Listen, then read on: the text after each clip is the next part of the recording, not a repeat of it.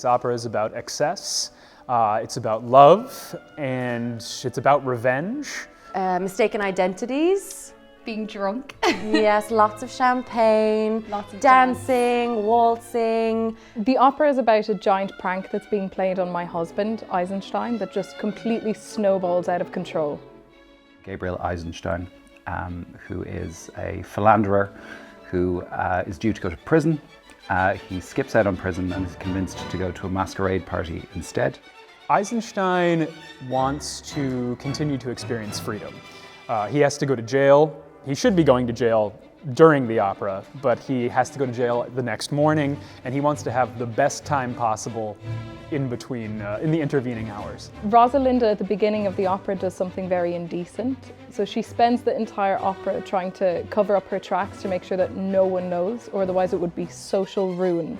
Because everyone behaves outrageously in this opera. Everyone is really over the top and ridiculous in terms of what these characters are doing, the decisions they make, what they think is a good idea, what they think they're going to get away with, what they're trying to convince someone else to do. I mean, they all are really pushing the envelope, and so the cast that we have are more than happy to go that extra distance as well. We're setting it in the sort of interwar period between First World War and the Second World War in a kind of fantasy version of Vienna, where everything is slightly heightened and slightly over the top. The music of Strauss in this opera specifically is a lot of waltzes.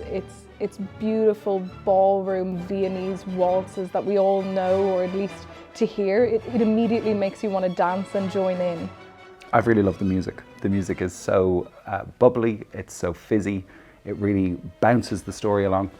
So there's real comedy like within the music itself, and so it's got these really comedic, farcical roots. And so that's something that we've brought into the staging, so everything is slightly heightened, everything is slightly tense, everything is slightly over the top, everything is slightly histrionic.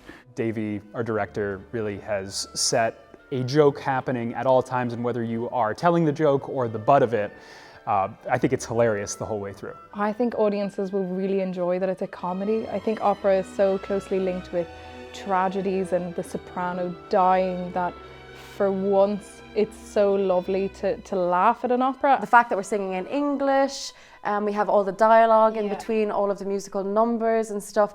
I think audiences, it's just going to be so much fun and lighthearted. I don't think I've ever been part of a show that's as funny as this.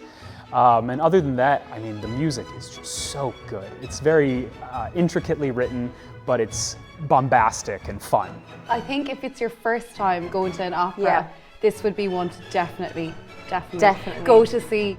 It's a very funny piece, and it's a really zippy piece. It really moves along, and the music is terrific, and the performers are great. There's a lot to love. Come see this opera and get drunk on the music.